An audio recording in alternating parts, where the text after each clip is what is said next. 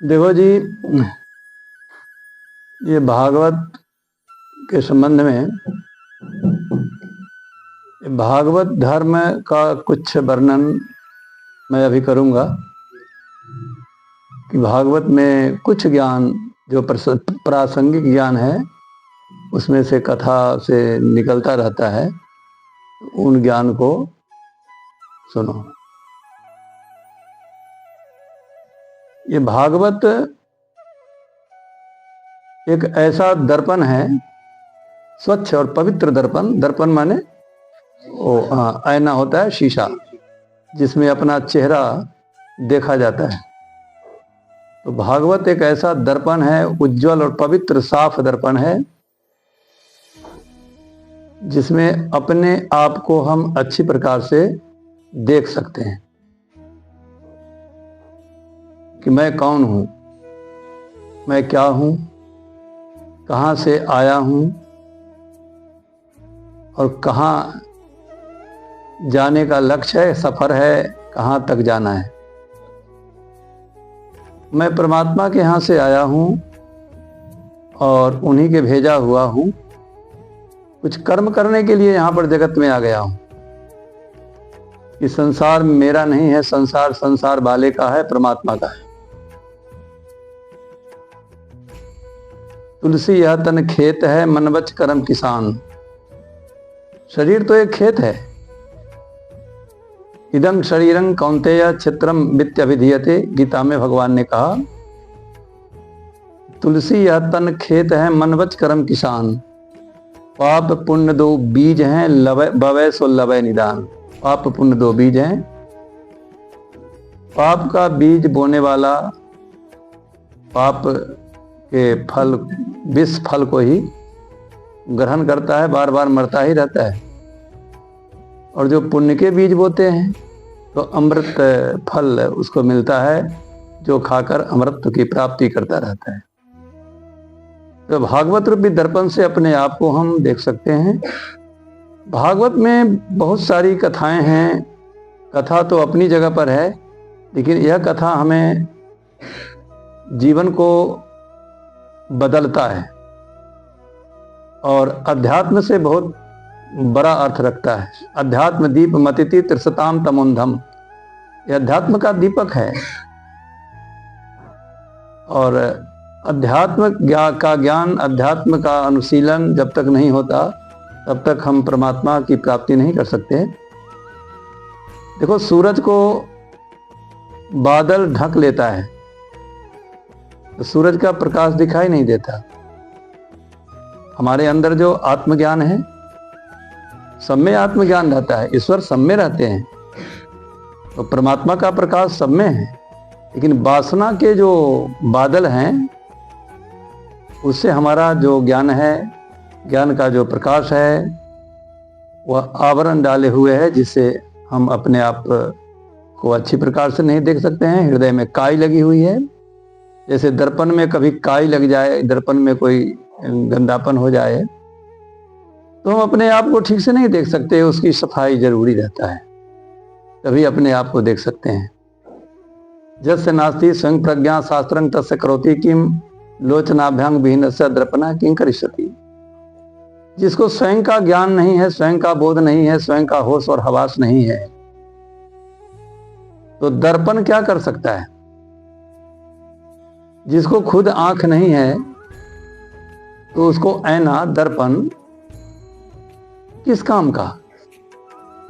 इसलिए खुद में चेतना आवश्यक है। ये वासना का हरण, अब जैसे चीरहरण लीला है, चीरहरण लीला के माध्यम से सुखदेव जी ने परीक्षित को यह ज्ञान दिया कि वासना का हरण होना आवश्यक है। हम शरीर नहीं हैं, हम शरीर में रहने वाले एक पवित्र जीवात्मा है जो परमात्मा का अंश है। हमें धोखे में, भूल से हमें माया ने घेर दिया है। इस वजह से हम इस तत्व को जान नहीं ठीक से पा रहे हैं। तो वासना का हरण है चीरहरण लीला। अब चीरहरण लीला में भगवान ने दो प्रकार के चीर माने वस्त्र हरण किया है। इस शरीर का वस्त्र तो हम जो पहने हुए हैं यह वस्त्र है, इसका हरण किया भगवान ने। इसके बाद वो गोपियां जो नंगी है और भगवान ने कहा कि जल के ऊपर आकर के वस्त्र मांगो तो दूंगा, तो सब पानी भ्याम जोनि माच्छाद्य अपने गुप्त अंगों से, दोनों हाथों से गुप्त अंगों को ढक लिया और आई। तो भगवान ने कहा कि दोनों हाथ जोड़ करके प्रणाम करो। तो जैसे ही दोनों हाथ जोड़ करके प्रणाम किया है तो उसके पास रह क्या गया? ये जीवात्मा का वस्त्र तो शरीर होता है। वासांसि जीर्णानि यथा विहाय नवानि गृह्णाति नरोपराणि तथा शरीरानि विहाय जीर्णा नन्नानि संजाति नवानि देहि। जीवात्मा का वस्त्र शरीर है, फिर शरीर का भी हरण किया, शरीर रूपी वस्त्र का भी हरण कर लिया। वो कहाँ स्त्री और कहाँ पुरुष, कहाँ क्या हुआ? ये वासना का हमारे अंदर में जो देहात्म बोध है, हम स्त्री हैं, हम पुरुष हैं, हम काले हैं, गोरे हैं, रूपवान हैं, बहुत सारी वासनाओं में हम आसक्त हैं। तो इन वासनाओं का हरण किया। अब तो चिरण लीला में केवल जीव और जीवेश्वर की लीला रह गई। वो कहाँ स्त्री रही और कहाँ लज्जा। विलज्ज उद्गायति नृत्यते च मद्भक्ति युक्त भुवनम पुनाति। लज्जा का अपोहन हुआ, लज्जा जाता रहा। लज्जा जब तक है कि हमें देहात्म बोध है, देहात में हम चिपक रहे हैं, तो वहां पर दो प्रकार के वस्त्र का हरण किया है। शरीर में जो हम मैं और मेरा लगा है, तो इसको भी भगवान ने हरण किया है। देहात्म बोध वासना का हरण किया। जब तक जीव को शरीर में, संसार में, देह गेह में, संसार के तमाम संबंधों में हम चिपके रहेंगे, तब तक परमात्मा का साक्षात्कार नहीं हो पाता है। तो वहां भी एक ज्ञान है। अब जैसे जरासंध की कथा को देखो, जरा नाम तो बुढ़ापा का है, संध नाम जोर। तो जरासंध जब बुढ़ापा आती है तो जोर को पकड़ता है, शरीर में जहां जहां जोड़ है वहां वहां पकड़ता है संध को। अब जरासंध भागवत के 10वें स्कंध में 90 अध्याय हैं, जिसमें 49 अध्याय तक पूर्वार्ध है। अब 50वें अध्याय में जरासंध आता है। अब 50 अध्याय क्या है? ये जीवन का 50 वर्ष है। जब आदमी 50 वर्ष का हो जाता है तो उसको बुढ़ापा समझो कि जीवन का उत्तरार्ध आ गया, बुढ़ापा आ गया। जरा माने बुढ़ापा, संध माने जोर को पकड़ता है। इतना के बाद भी उसकी दो बेटी है, अस्ति और प्राप्ति। अस्ति माने है और प्राप्ति माने प्राप्ति और चाहिए। है में संतोष नहीं है तो और चाहिए, तो ये असंतोष वाचक है। इसका विवाह होता है कसाई के साथ। अस्ति और प्राप्ति जो जरासंध की बेटी है, जो बुढ़ापा की बेटी है, बुढ़ापा में भी पैदा होता है, उसमें संतोष नहीं और चाहिए, अस्ति और प्राप्ति। तो उसका विवाह कसाई कंस के साथ में हुआ। आखिर कंस माने कसाई, और भगवान ने उस कसाई को वध कर दिया, विधवा हो जाती हैं। अब बार बार देखोगे कि भगवान श्री कृष्ण द्वारकाधीश हैं और जरासंध बार बार लड़ने की कोशिश करता है। भगवान लड़ना चाहते नहीं है, लेकिन बार बार 17 बार चढ़ाई किया है। 18वीं बार में काल जवन के साथ भी गया है, 2 करोड़ मलच्छ सेना को लेकर के। तो बार बार ये जरासंध ये धावा बोलता है भगवान पर। भगवान लड़ना चाहते नहीं है। ये बुढ़ापा बार बार ये परेशान करता है। जरासंध बूढ़ा हो जाने के बाद बार बार परेशानी रहती है, लेकिन हम भगवान चाहते नहीं है। अच्छा, भगवान ने द्वारका को बसाया मथुरा से हट करके। ये मथुरा क्या है? मथुरा यह शरीर है, मन है, शरीर है मथुरा। तो शरीर से हट करके द्वारका में भगवान चले गए। द्वारका, द्वार, द्वार माने दरवाजा, और कम माने ब्रह्म है। वो जो ब्रह्म है, कंग ब्रह्म है, जो भगवान श्री कृष्ण है, उसके द्वार द्वार माने उस द्वार को बसाया और यहां से चले गए। तो जिस द्वार में भगवान ब्रह्म रहते हैं, जिस दरवाजा में भगवान रहते हैं, वह द्वारका है। द्वार माने दरवाजा, कंग माने ब्रह्म। हमारे प्रत्येक इंद्रियों में, प्रत्येक इंद्रियों के दरवाजा में कंग माने द्वार, कंग माने भगवान का वास होना चाहिए। जब भगवान का वास होगा तो ये जरासंध है, जो बुढ़ापा है, होने पर भी व्यथित नहीं कर सकता है। देखो, तक्षक जो मृत्यु है, उससे परीक्षित जी घबराए नहीं।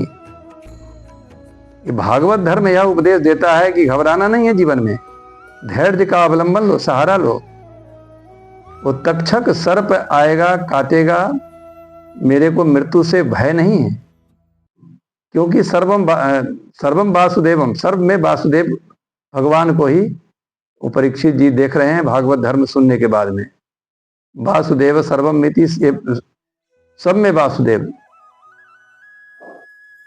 तो तक्षक में भी भगवान को देख रहे हैं, मृत्यु में भी भगवान को देख रहे हैं, सब में भगवान को देख रहे हैं। इसलिए वो देहात्मनिष्ठ नहीं है, वो परमात्मनिष्ठ हो गए। भागवत सुनने के बाद में अपने आत्मा में प्रतिष्ठित हो गए और आत्मचिंतन में डूब गए। जो आत्मचिंतन में डूबा हुआ पुरुष है, उसको मृत्यु से भय नहीं है। सर्प आया, डस लिया, कोई दिक्कत नहीं है। किस समय डसा, क्या हुआ, उनको कोई खबर नहीं, पहले पहुंच गए वहां। मृत्यु घबराने की चीज नहीं है। ये मृत्यु क्या है? जीवन भर के कमाई को भगवान के यहां देने जाने का दिन ही मृत्यु है, समर्पण करने का, वही मृत्यु है। देखो, हम संपत्ति के मालिक बन करके जो रहते हैं, यह गलत होता है। संपत्ति, ये लक्ष्मी भगवान विष्णु की पत्नी है, भगवान की है और रहेगी। और हमको मुनीम बनकर रहना है, मालिक बनकर नहीं। मुनीम जो होते हैं वो अपना काम करते हैं। मुनीम का काम है काम करना, हिसाब किताब सब पक्का, उसमें बेईमानी कोई गड़बड़ी नहीं हो, क्योंकि मालिक को हिसाब देना होता है मुनीम को। मुनीम साहब जो होंगे वो मालिक को हिसाब देंगे, उसमें हिसाब बहुत सावधानी से करना, रखना पड़ता है मुनीम को। तो हमको तो मुनीम बनकर रहना है, मालिक बनकर नहीं। इसलिए कि भगवान के अंत में हिसाब देना पड़ेगा ना। हम धन के मालिक बन जाते हैं। कुर्बन नेवेह कर्माणि जिजी विषय छत्रबंग समाह एवं त्वयि ना नथे तो अस्ति न कर्म लिप्यते न रे। यह यजुर्वेद की पंक्ति है। तो हमें कर्म में लिंपमान नहीं होना चाहिए। तो इस प्रकार से ये वासना का समूलोच्छेदन होना, संसार में रहते हुए भी हम संसार के न रहें। और एक दिन मरना होगा, बहुत तकलीफ होगी, मरने के समय बहुत कष्ट होता है। आज से ही थोड़ा थोड़ा मरना सीखना है। थोड़ा थोड़ा रोज मरते हैं, मरकर ही जिंदा रहते हैं, तो अंत में मृत्यु उसे व्यथित नहीं करती है, कष्टदायक नहीं होता है। ये सप्ताह भागवत क्या है? एक एक दिन, 7 दिन थोड़ा थोड़ा भागवत श्रवण करके। अब परीक्षित जी रोज मरते गए, रोज मरते गए। मरते गए का मतलब क्या हुआ? कि उनकी वासना खत्म हो गई। संसारिक वासना में जो फंसे हैं, उन वासनाओं का समूलोच्छेदन हुआ। तो शरीर और संसार और संबंध है, ये सबसे विच्छेद हुआ। और सबसे जो मौलिक नाता है वह टूट गया, और शाश्वत नाता परमात्मा से था तो रहता ही है, उनको याद आ गया। तो इसलिए हमें भगवान से ही संबंध बनाना है पक्का। और संबंध तो है ही है, लेकिन इस बात को हम नहीं समझ रहे हैं, तो इसीलिए हमें कष्ट होता है। दुख सुख में सब में समान रहना और सब में एक रस रहना गोकर्णोपाख्यान है। गोकर्णोपाख्यान में भी यही बात है। गोकर्ण जी ने जो आत्मदेव को उपदेश दिया उसमें एकमात्र परमात्मा के भजन को बताया कि भगवान का भजन ही सार है। बाद बाकी आत्मदेव को निर्देश किया कि सांसारिक वासनाओं को त्याग दीजिए और भगवत भजन को ही अपनाइए, तब आपका कल्याण होगा। गोकर्ण के उपदेश से आत्मदेव वन में चले जाते हैं। 60 वर्ष का उम्र हो चुका है और वन में जाकर दशम स्कंद का पाठ करता हुआ भगवत सानिध्य को प्राप्त कर जाते हैं। तो भगवान से मिलाने की एक बहुत बड़ा सोपान है भागवत। भगवत प्राप्ति का साधन है। जीवन समाप्ति होने के पहले ही भूल सुधार लो। शाम में रोज बैठकर, शाम में सोने के समय दिन भर के किया हुआ कर्म को निरखिए, परखिए कि हमने दिन भर जो कर्म किया है, काम किया है, तो उसमें कोई अपराध तो नहीं बन गया, कोई गलतियां तो नहीं बन गई। उसको प्रायश्चित कीजिए, भगवान से क्षमा मांगिए। क्षमा यहीं पर हो जाएगा, वहां क्षमा नहीं होता है। क्षमा अमा जितना भी है सब यहीं होता है। भगवान क्षमा करते हैं। अगर तहे दिल से, सही दिल से अगर भगवान से क्षमा मांगा जाए तो भगवान क्षमा कर देते हैं। क्षमा मंदिर दो भ्राता। क्षमा करना उनका काम है, लेकिन जीव क्षमा मांगता नहीं है। और जो करता है वो सीख है। यही कारण है कि दुख भोगता जाता है। और यदि हम जीवन में केवल कुकृत्य करते रहेंगे और क्षमा याचना नहीं करेंगे, प्रायश्चित नहीं करेंगे, तो याद रखना एक दुष्कर्म का ब्याज, चक्रवृद्धि ब्याज बढ़ेगा। चक्रवृद्धि ब्याज जानते हैं? चक्रवृद्धि ब्याज मतलब ब्याज, 1 महीना का ब्याज आपने नहीं दिया, 1 महीना का जो ब्याज होगा वो मूलधन में आ जाएगा और फिर वो मिल करके तब फिर ब्याज होगा। फिर नहीं देंगे तो फिर वो ब्याज मूलधन में आ जाएगा और फिर वो ब्याज बढ़ेगा, बढ़ता जाएगा चक्रवृद्धि ब्याज। तो वहां यही हम लेकर जाएंगे, पाप की गठरी। तो इसलिए पाप को विनाश करने के लिए भागवत बनाया गया है और हमें इस प्रकार से जीवन जीना है कि भगवान से नाता जोड़कर भगवान के बनकर ही जीवन जीना है। अमरीश की कथा से सीखो। चाहे गृहस्थ धर्म हो, चाहे सन्यास का धर्म हो, हर धर्म में भगवत प्राप्ति का एक ही साधन बताया कि भगवान से प्रेम, निष्ठा, भक्ति। ज्ञान और वैराग्य तो ठीक है, ज्ञान वैराग्य ठीक है, परंतु ज्ञान वैराग्य के साथ यदि भक्ति नहीं है तो ज्ञान वैराग्य तुम्हें मोक्ष नहीं प्रदान कर सकता। क्योंकि भक्ति मां है, भक्ति के ही तो पुत्र है ज्ञान और वैराग्य। इसलिए भक्ति बहुत जरूरी है। भक्ति हमारी मां है, मां के शरण में जाएंगे तभी हमारा कल्याण हो सकता है। भगवत प्राप्ति ही एकमात्र साधन है, एकमात्र लक्ष्य है हमारा, और वहीं तक के हम पथिक हैं। यह चेदा वेदी तथा सत्यमस्ती न चेद यह वेदी महती विनष्टि। इसी जन्म में यदि भगवान की प्राप्ति हुई तब तो ठीक है, नहीं तो बड़ी भारी हानि होगी। और भागवत धर्म है सबसे बड़ा धर्म है। हम कैसे बोलें, कैसे चलें, कैसे खाएं, कैसे पिएं, कैसे जीवन बितावें। जीवन में धंधा करना कोई बुरा नहीं है, लेकिन धंधा तो सभी करते हैं। देखो कबीर साहब जुल्हा में जन्म लिए थे, लेकिन वो करघा चलाते थे। बुने तानो बानोबा को राम मरड़ाने हो, भक्तमाल में कथा है। वो करघा पर कपड़ा बुनते थे कबीर साहब। तो इस प्रकार से धंधा करना कोई बुरा नहीं है, लेकिन धंधा में बेईमानी ना हो। धंधा में 2 पैसा के आमदनी के उस ऊपर से तो उसके लिए कोई बात नहीं है। लेकिन धंधा में कोई बेईमानी नहीं होना चाहिए। महात्मा जाजली का नाम सुना होगा। जाजली मुनि को एक बार आकाशवाणी हुई कि जाजली, तुम अगर सत्संग प्राप्त करना चाहते हो, सच्चा सत्संग, तो तुलाधार वैश्य के पास जाओ।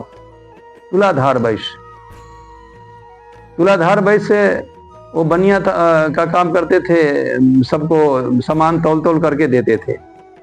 तो वहां गए जाजली मुनि। तो जाजली मुनि को तुलाधार वैश्य बोल उठा कि आपको आकाशवाणी हुई है हमारे यहाँ आने के लिए, तभी आए हैं ना। जाजली मुनि ने कहा कि आप कैसे जान गए?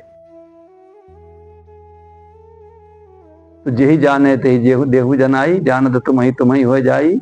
जिसको भगवान जनाते हैं वही जान सकते हैं, और तुम्हें भी भगवान जनाएंगे। भगवान से संगत करो, भगवान से प्रेम करो, भगवान से मिल करो। भगवान अपने सखा सुहृद हैं, और सब दिन सनातन सखा हमारे हैं। भगवान थे, हैं और रहेंगे।